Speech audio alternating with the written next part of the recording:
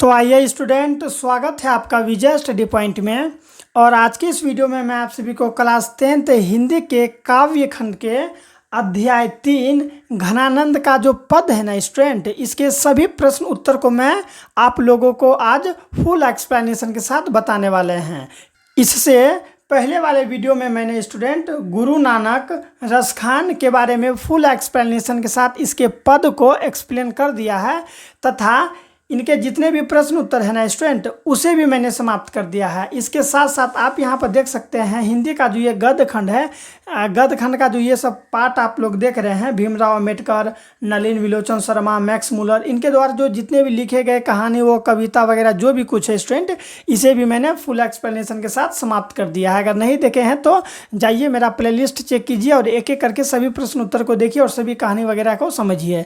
ठीक है स्टूडेंट, और वीडियो के अंत तक जरूर बने रहे, क्योंकि अगर जब आप अंत तक वीडियो के बने रहते हैं तो आप हर एक प्रश्न उत्तर को कर पाते हैं और बारीकी से समझ भी पाते हैं स्टूडेंट।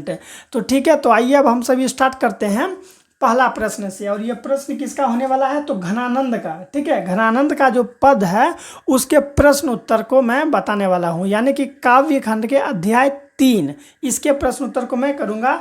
तो देखिए स्टूडेंट, सबसे पहला प्रश्न हम लोगों का, कवि प्रेम मार्ग को अति सुधो क्यों कहता है? यानी कि हमारे जो कवि घनानंद जी है वो प्रेम के मार्ग को, प्रेम बोले तो प्यार के मार्ग को, ठीक है स्टूडेंट, आप लोग प्यार समझ पा रहे होंगे, प्रेम मार्ग वही हुआ प्यार के मार्ग, प्रेम मार्ग को अति सुधो, ठीक है, अति सुधो क्यों कहता है? इस मार्ग की विशेषता क्या है और इस मार्ग की विशेषता क्या है? तो देखिए स्टूडेंट, कवि प्रेम मार्ग को अति शुद्धो, अति शुद्धो का अर्थ होता है अत्यंत शुद्ध और सरल।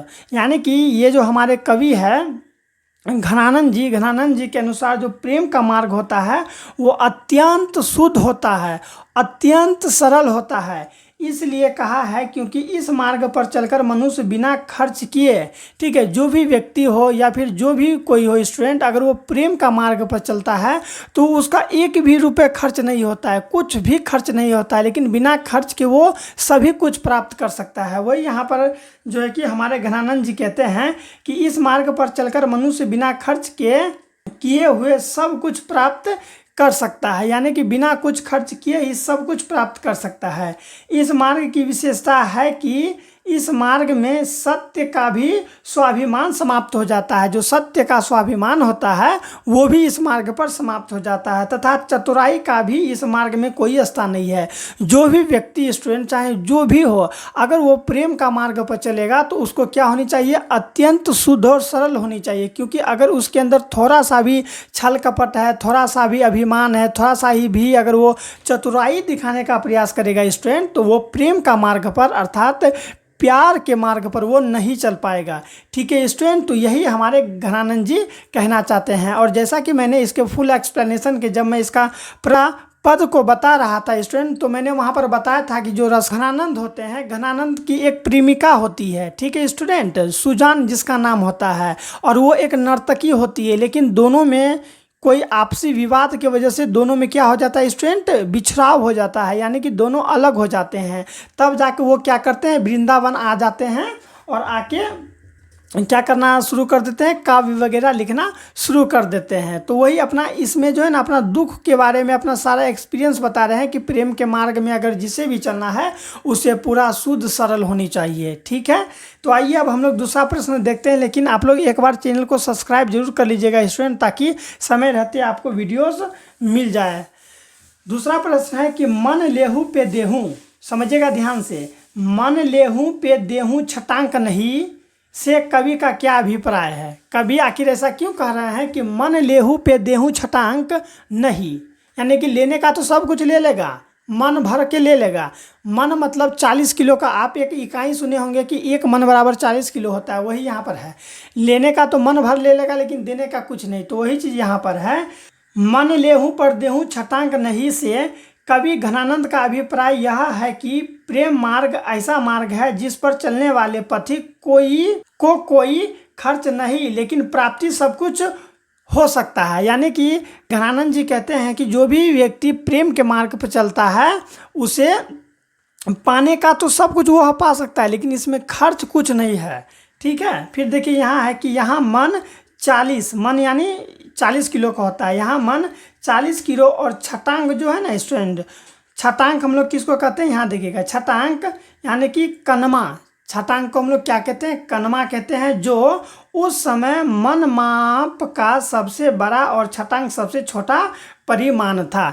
यानी कि घनानंद के समय में जो है ना कोई भी अगर हम लोग माप करते थे ना, वजन करते थे ना, तो मन जो होता है ये सबसे बड़ा इकाई माना जाता था और सबसे छोटा इकाई क्या माना जाता था, तो छटांक माना जाता था। तो कवि का अभिप्राय ये है कि प्रेम एक ऐसा मार्ग है जहाँ पर लिया सब कुछ जा सकता है, यानी कि जो जो आपको प्राप्त करना है सब प्राप्त कर सकते हैं, ठीक है, लेकिन इसमें तनिक भी खर्च नहीं है, ठीक है, छटांक भी इसमें खर्च नहीं है। वही यहाँ पर कह रहे हैं कि मन लेहूँ पर देहूँ छटांक नहीं, आपको प्रेम में जितना कुछ लेना है ले लीजिए, लेकिन देना कुछ नहीं है। तो कवि का अभिप्राय काफ़ी अच्छा है स्टूडेंट, ठीक है। आप लोग इसको 1 से 2 बार पढ़िएगा तो आप लोगों को हर एक चीज़ समझ में आ जाएगा। देखिए तीसरा प्रश्न है कि द्वितीय छंद किसे संबोधित है और क्यों। यानी कि ये जो हमारा द्वितीय पद है, मैं अगर आपको बुक में दिखाने का प्रयास करूं तो यहाँ पर आप लोग देखिएगा, मैं अभी निकाल रहा हूँ द्वितीय पद, ठीक है स्टूडेंट। इधर हो गया आप लोगों का द्वितीय पद, देखिए ये घनानंद का है ना, इसका द्वितीय पद, तो ये हो गया हम लोग का पहला पद और ये हम लोग का क्या हो गया, द्वितीय पद। तो यही द्वितीय पद का बात हो रहा है, ये द्वितीय पद और ये क्या है, पहला पद, पहला और ये है द्वितीय, तो द्वितीय पद, ठीक है, समझ में आ रहा होगा। तो चलिए देखिए यहाँ पर क्या है तीसरा नंबर में कि द्वितीय छंद, वही हुआ छंद बोले पद बोले सब एक ही है। द्वितीय छंद किसे संबोधित है और क्यों।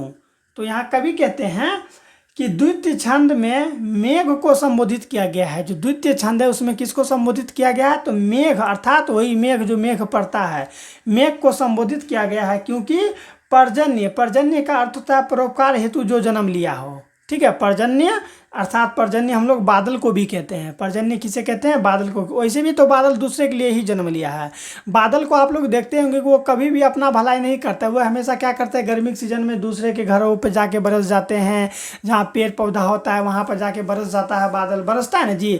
अगर मान लीजिए वर्षा होता है तो कितना फसल वगैरह खेत खलियान सब हरा भरा हो जाता है।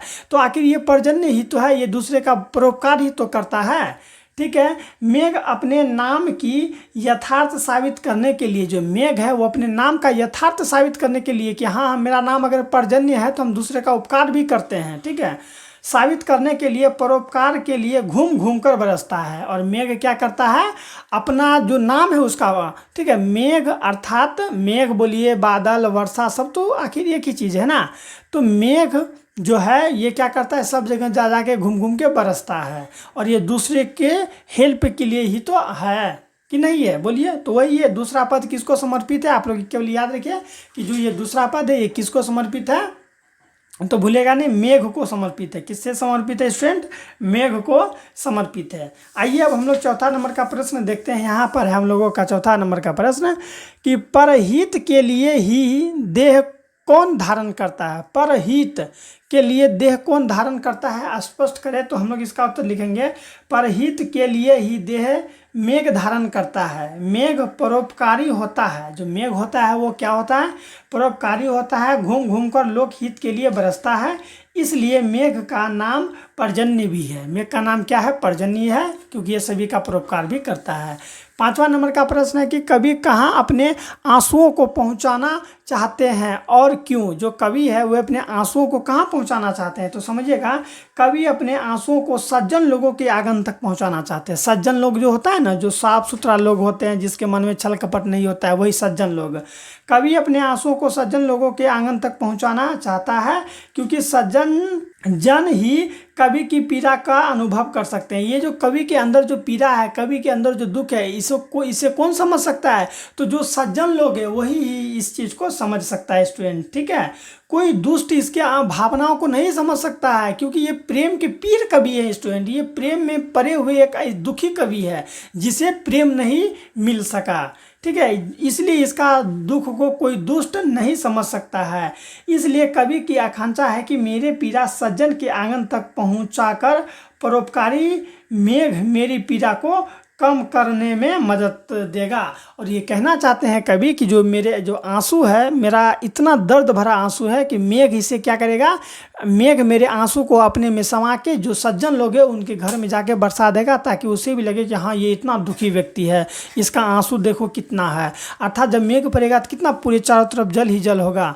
तो ये वो जल नहीं, वो क्या है, कवि के आंसू है, घनानंद जी के क्या है, वो आंसू है, क्योंकि वो उतना दुख सहे हैं।